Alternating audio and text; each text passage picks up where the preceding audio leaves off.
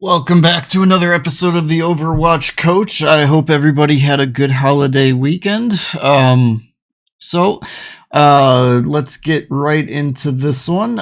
We've got a Mercy and Kiriko review. I think it's one hero per round. I skipped to the end and I saw that they were on Kiriko.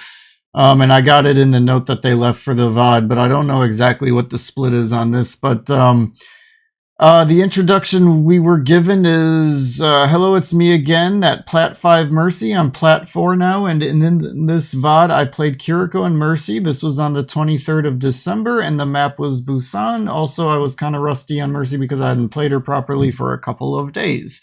So we had reviewed Lils for Tills in a different video, and I believe they were on the enemy team of another Mercy VOD review I had done.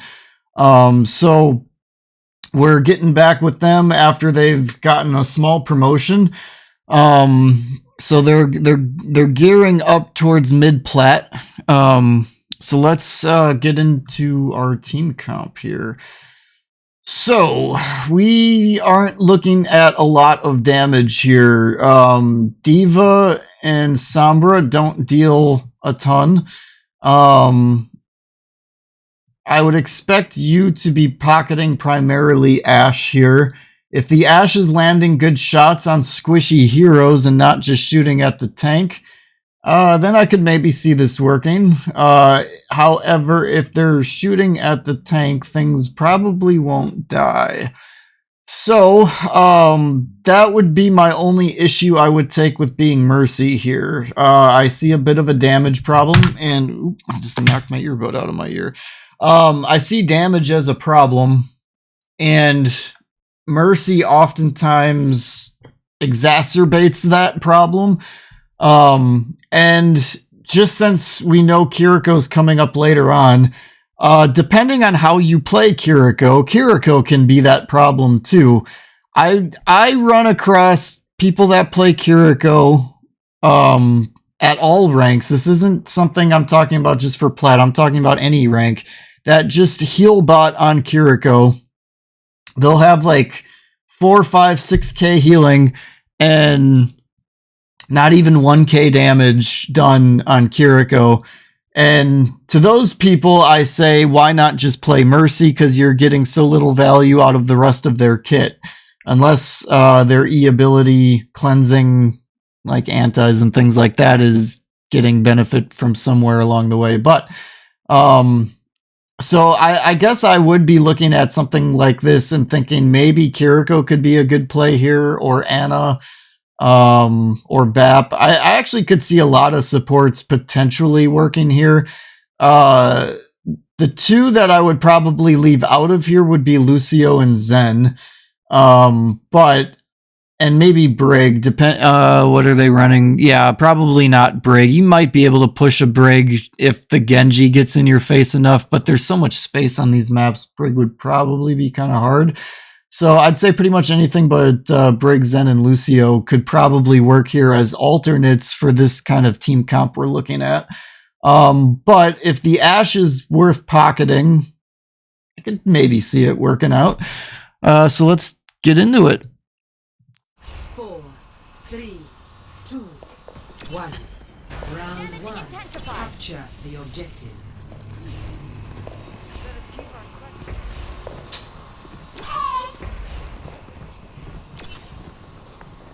Maintaining damage boost. Here to assist. Whew.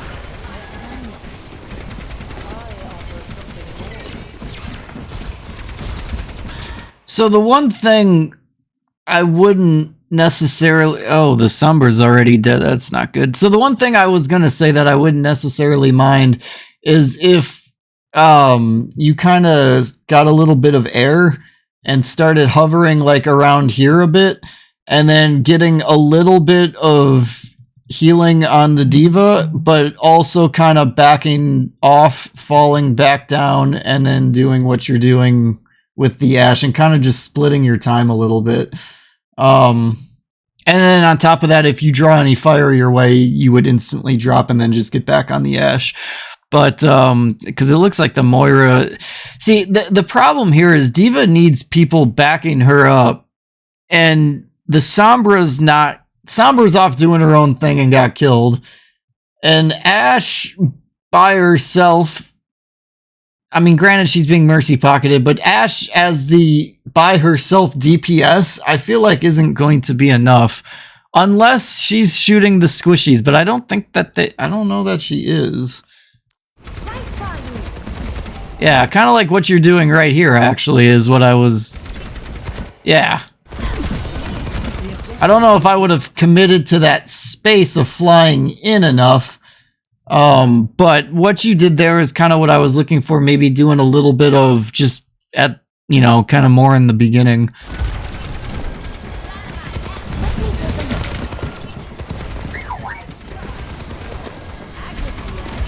I'd kind of like to see the Ashe moving in a little bit more so that you could easily split your time without kind of risking yourself a bit like that. It's like, I kind of felt like the Ashe stayed back too much. Oh. Yeah, I don't know why he did that little punch. That almost cost the Bastion his life, and it might actually still cost him. But the fact that the Sombra went Bastion now, I like that swap. I don't know if the D.Va going Zarya is really needed. I think the team was built better now around D.Va than before, so I don't know if they were doing that because it just didn't work out, or if this was all talked about and coordinated. But I kind of would have told, if it were me, I would have told them stay D.Va for another couple fights and let's see what happens now that we've got a Bastion rolling in with you. And now that you have Bastion, you can split your pocket time between these two.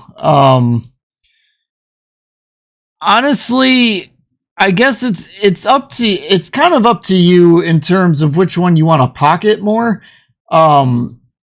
If you feel the tank is more of the issue, pocketing Bastion is probably going to be the better play. And if you feel like Soldier, maybe Genji, or if the Ashe is getting a pick on the one of the supports, then Ashe would be the one to pocket. And that's also assuming that she's shooting at those things. So it's kind of up to you in terms of who to pocket here. Some of that falls in terms of player skill on who's playing the DPS and which one you feel is the better player. Some of it's team comp on what the enemy's running. Some of it could be in terms of the positioning of what they're doing. So it's kind of up to you. I wouldn't really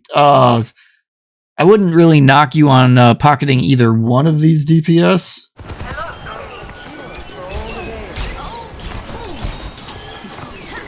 Feel stronger?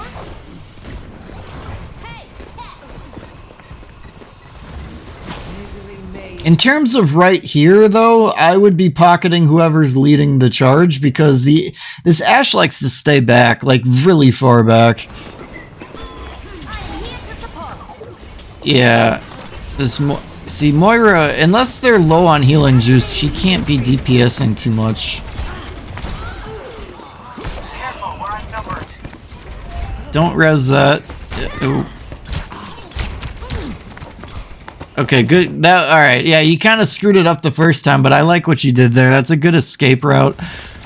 And then you can get to your Bastion. Yeah, that's good. This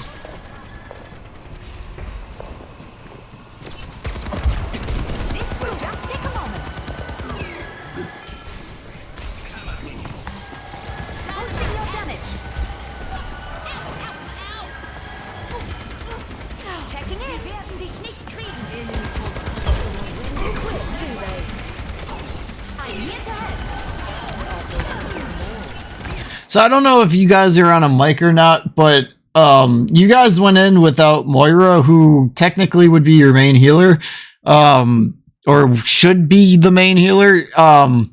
So if it were me right here, I would be like we're going in 4 versus 5, like just poke a little bit, but don't go too deep. Your Zarya's too deep right now. I don't mind what the DPS are doing because they're staying together, so it'll be easy for you to keep them going. The Zarya, on the other hand, you'd have to make a choice. Like, do I keep the tank going or do I keep the DPS going? If it's me, I'm keeping the DPS going. But I would also be like on a microphone telling them like, back up, like wait for the Moira to get here before we really go in. And it kind of feels like that's not being talked about. So that might be a good thing for communication standpoint. Ooh.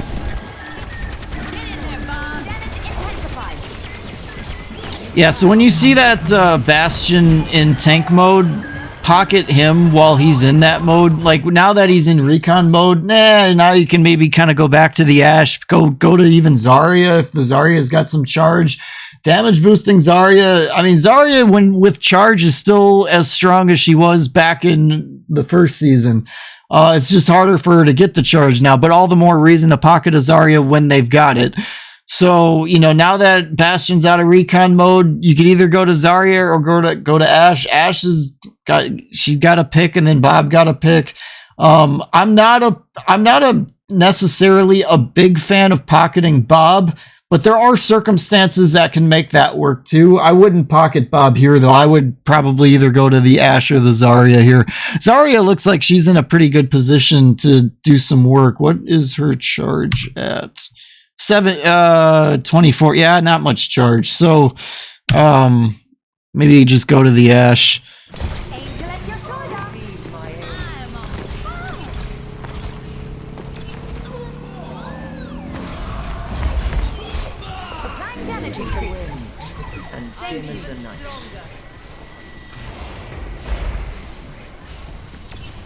See what I'm saying? Like, why does the Ashe not... It's like the Ashe can't move past right here. I don't think I've seen them go past this spot yet. It's very odd. If my Ashe were doing this at this point, I would leave them behind too. I'm not faulting you for this. This is bothering me. It's like you're looking for them and being like, are you gonna move up so I can pocket you or what? And they're just not doing it. Okay, now they're finally with you. So now I would... Yeah, once the Bastion's out of tank mode, then I would get on him.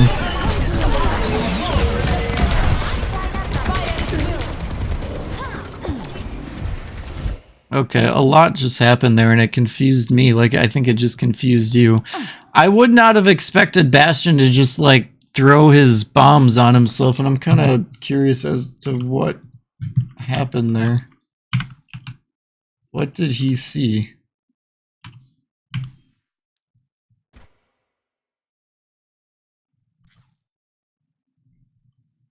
So Genji's coming out the window.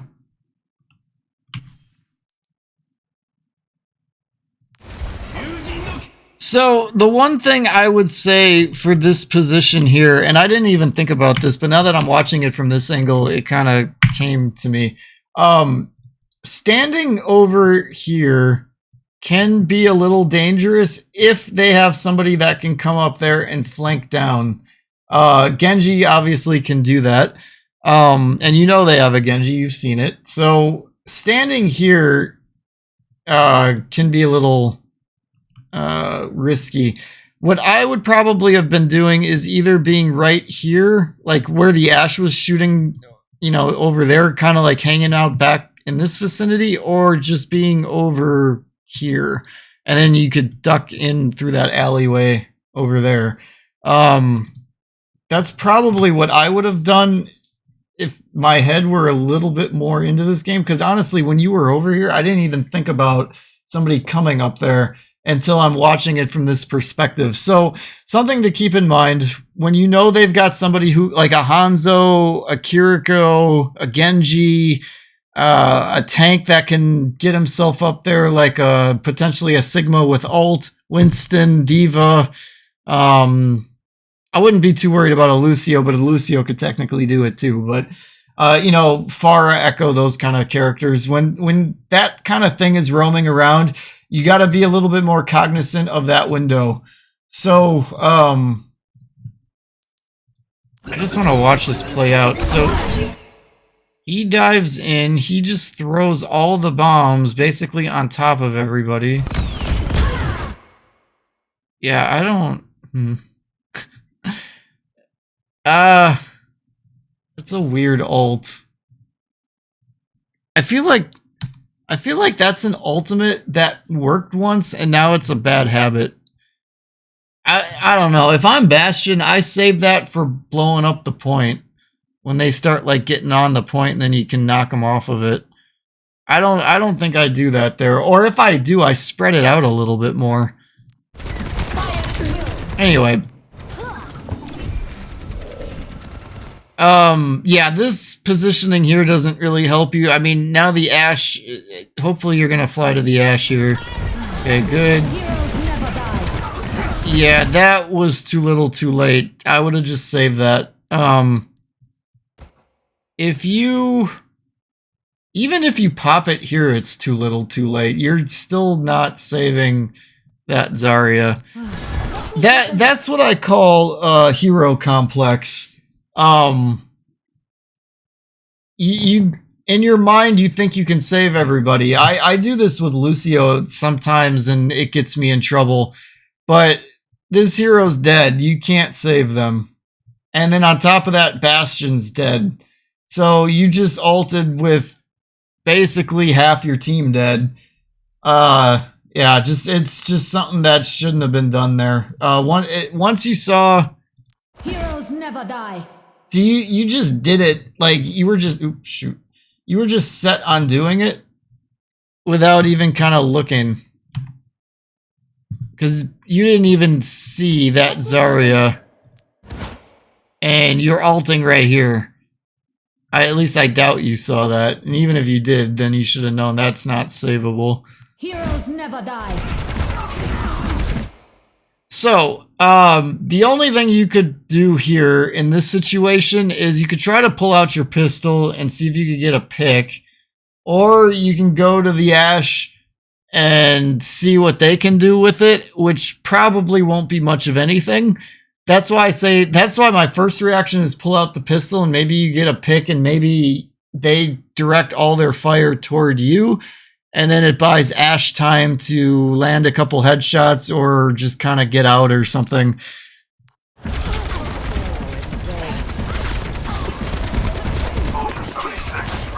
So yeah, that would have been an opportunity to just pull out the pistol, I think. But yeah, that ultimate didn't do anything. I don't know why your team's just going in one at a time now. This is alarmingly bad for what your team is doing. Okay, so I would get to your Orisa here. The reason why I say get to your Orisa there is because your Moira is going to be out of healing juice before a team fight even starts, and then they're going to have to be DPSing, and then you're going to be solo healing. Try to alleviate as much healing in a non-consequential situation as you can when you have a Moira on your team, because this Moira is going to be low on healing now. Yeah, see how they're just spraying and spraying, like, let's look once. Yeah, they're already at half, and the fight hasn't really even started yet. So right here, you gotta be healing the tank.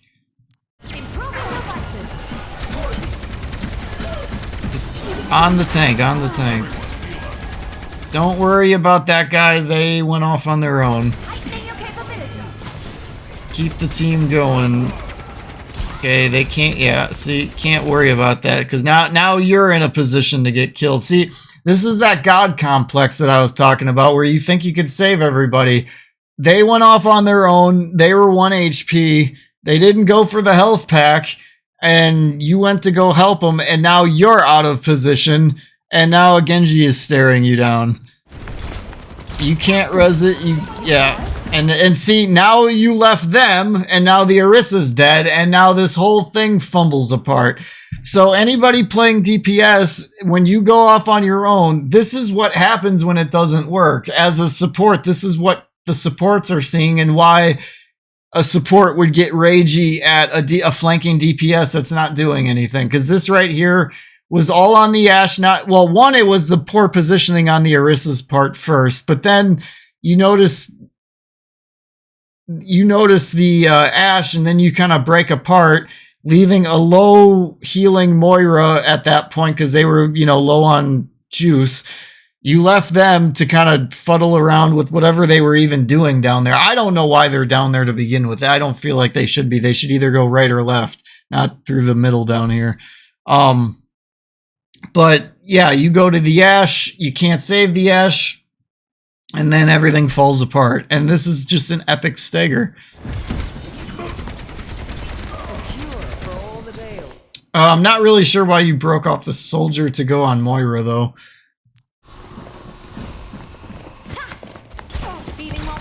I also don't know what this Moira is doing. I guess they're trying to get in a position to touch. But, it's... When the entire enemy team is alive and it's just you on support, there's no touching. I mean, unless you're like Lucio and it's on particular maps where you might be able to use cover to your advantage, that might be an exception, that kind of a thing. But in this case, there's no touching here. There's nothing you can do.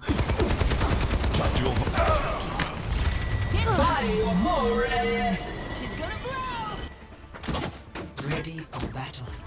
All right, so we got Kiriko now. Let's just fast forward this. 5, 4, 3, 2, 1. All right, so team comp. I'm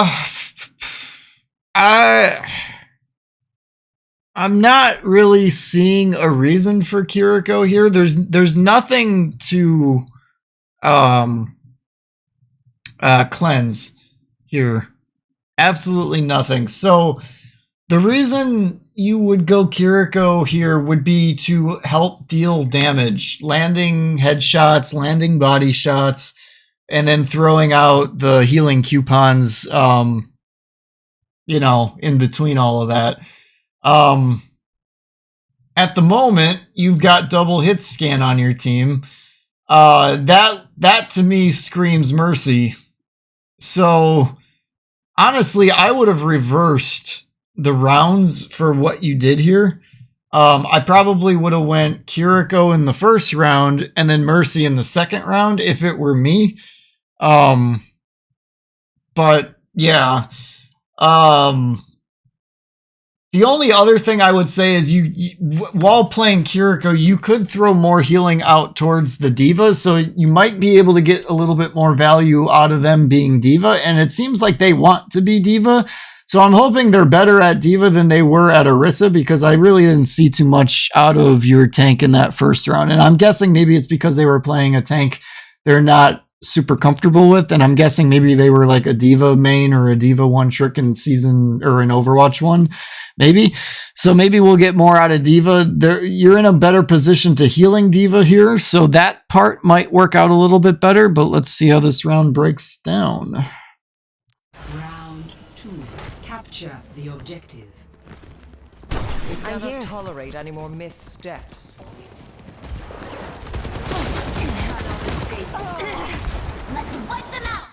So in terms of what you're doing here, what I would recommend doing is doing left and right, and then throwing some shots down there, and then throw healing at your tank. The other thing, though, is that you're not looking behind you, like, at all. And there's people taking damage. Your Moira died. Your soldier's about to die. And you're just kind of like casually throwing your healing coupons at Diva here. And the Diva doesn't really even need healing at the moment. I mean, you did maybe a little bit of healing to her, but, there's better things you could be doing here, and you're not doing any of it. You're just kind of standing around. It's almost like you're playing Mercy on Kiriko right now. Like in your head, you've got the healing beam or the damage boost beam on Diva, and you're just kind of standing here. Like, when you're playing other supports, more needs to be coming out of you than just a couple shots of healing at your tank. So like right here, now you're standing in line of sight of a bunch of fire coming your way, and you're not even throwing any damage back at them to make them think twice about shooting at you.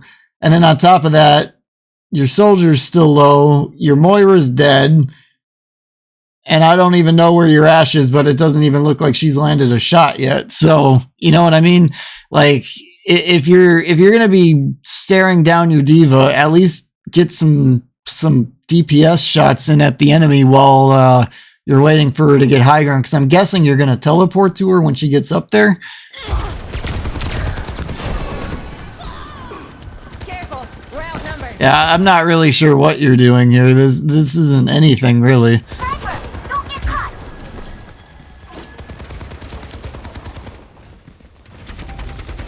See, what I would have expected is, okay, you're standing here, you strafe over, you shoot, then you get back, and if the diva's not taking too much damage, look backwards, throw healing out to anybody behind you.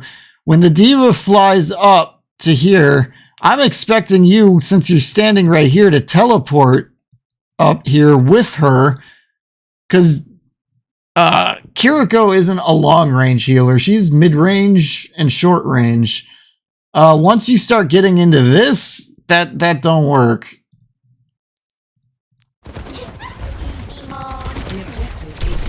Yeah. So, okay, you landed a good headshot there, but yeah, you're just too low to follow up with it. I've got you.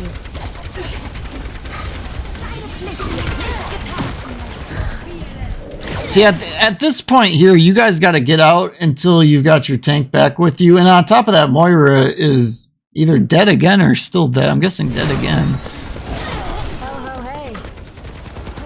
Yeah, so your soldier just died and you weren't healing them. I'm not really sure why not. Also not really sure why he didn't pop his healing pad down unless he already used it. So right now you're frontlining on Kiriko. Your team's not with you. This isn't going to do anything.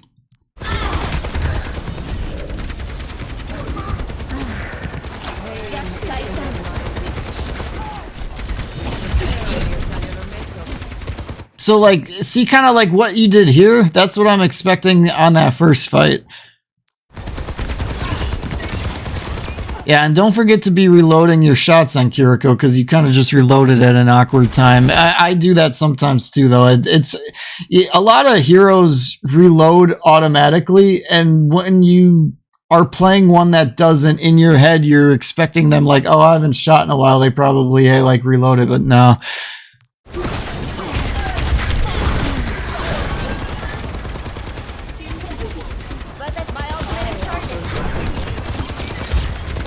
Okay, I'm alright with teleporting over there, but if you're going to start going down or poking, wait for your tank to go in, or call out for your tank to push in so you can kind of do your thing, because anything that comes right here, unless you land double headshot on the soldier or the Mercy, I'm guessing is not going to end very well for you if you go down there. Okay. See how the diva goes in? If you're still up there, that's the time to drop, because now they're all looking at the diva. Yeah, you gotta you're not getting any heals to this soldier here. Granted, yeah, he got body shotted, so he might have been savable.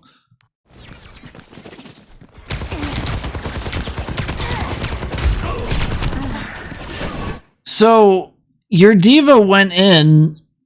And where's Moira? Yeah, your diva went in and nobody even attempted to help her. Let's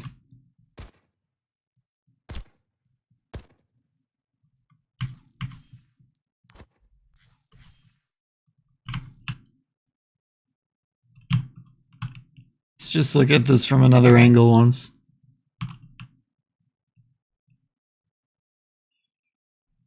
Alright, let's try right here. So, okay, your diva's going in. She's fighting. It's a one on two, but it's Widow. So if they've got healing support, it might be a winnable fight. D.Va could totally, with healing, go onto that Widow, kill the Widow, or make her run away, and then go back to Orisa and then fight that. With healing, that's winnable, but you're taking shots at Soldier when you could have teleported to that D.Va, and then on top of that, the Moira is just kind of... I don't know why the Moira doesn't throw a damage orb and just right-click the Soldier and just help you finish them off so you guys can just go in here. Like, just like that. That would be so easy if the Moira just damage orbs and then just... and then you heal the Moira, or you just teleport straight to the D.Va. That's what I would be expecting here. And I'm not getting any... This is so strange to me, the decision making of everybody going on right here. Because the other thing too is, like, theoretically speaking, like, now that the D.Va's got all of these guys right here sucked in, could turn around and jet into the Soldier and get back to the healers, but this is so weird. There's just no cohesion going on here at all. It's like you're all just chickens with your heads cut off doing your own thing. We are outnumbered. Cause like the Moira like lost patience and then was like, oh crap, I gotta go help the D.Va, but then the D.Va dies. God complex, that's a lot of supports have to deal with. But like, I don't get it. I don't know why that Moira couldn't just help you kill the Soldier and then you guys either move in, or you teleporting to the D.Va, or Moira just teleporting right past the Soldier to the D. I don't know. There's a lot of different options here, and the options taken are just befuddling me. Oh, where was that accuracy a minute ago or 30 seconds ago, and then you get picked?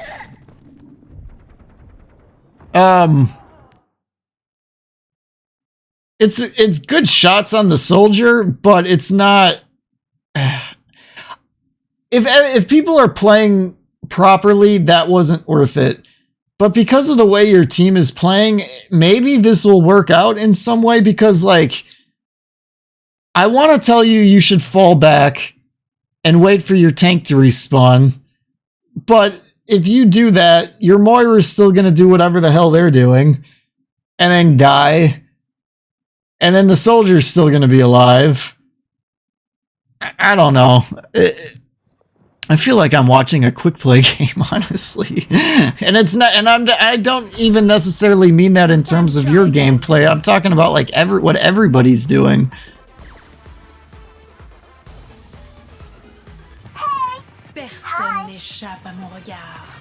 That was a long time to be AFK. Just saying that try not to do that in your comp games. Anyway, so let's rewind just a bit here. I'm here. Okay, oh, you teleport right into this. So one thing I will warn people that play Kiriko, you gotta sometimes be careful where you're teleporting to. Every once in a while, I'll teleport to a spot that I think is safe, and next thing I know, I'm right in like the front line or in the heart of a battle I didn't think I was about to be into, or maybe I try to teleport up to somebody on a high ground, and for whatever reason, it lands me right on the edge, and I don't catch it to wall climb back up, and I'm next thing I know, I'm falling, and now I'm frontlining. Like, sometimes you got to be careful about that. So like right here, now all of a sudden you're frontlining a pocketed Soldier. And then on top of that, the Widow desperately needs healing. Your Soldier's dead again. The D.Va's going in on her own. Like, it's a mess.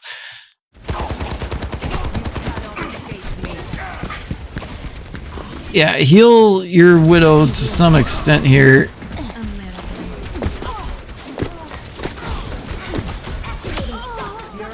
See, like what you guys did there to the Mercy, why couldn't you have done that to the Soldier? And I'm asking both you and the Moira, because a lot of that fell on the Moira too, but it's so... I don't know. What is that D.Va bomb? Why are we diva bombing in spawn? The point is vulnerable. And now Moira is trying to solo cap the point when only Mercy is dead. Let the kitsune guide you. Oh my goodness.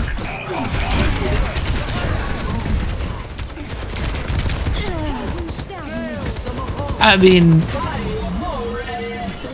this is such a shit show for so many reasons that it's hard to coach this, because honestly, this is a game where there's nothing you could have done unless you were just shot calling the whole thing and like taking command of everybody and they listen to you. That's the only way that you have any power in this, because of what everybody's doing. So number one, I'll say comms. In a game like this, and I don't know if you even possess this ability or not, because the one problem with watching a replay versus somebody like recording themselves and then submitting it that way is you can't hear what people are saying, right? So I don't know if this team's talking or not, and I don't know what kind of communication ability and shot calling you have.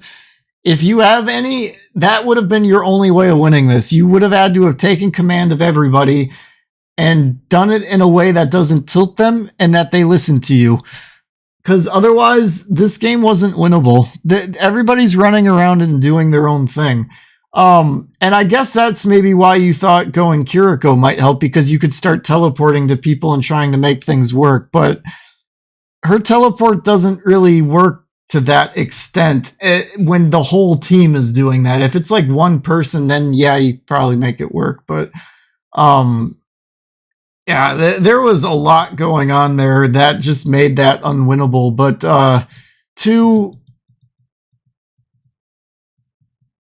I'm going to say heal 76, but this just goes for both DPS in general.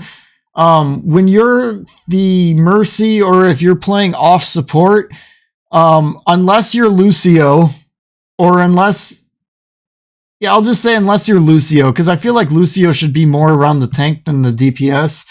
But if you're playing the off support role, your job is a little bit more to focus on the DPS than the tank. And when you went Kiriko, you kind of started defaulting more toward the diva than you did to your DPS. I will say one thing. I don't think you healed much at all on Kiriko. It didn't look like your team got much healing whatsoever from you. I don't think that it would have ultimately mattered, though, because it felt like a complete squash match.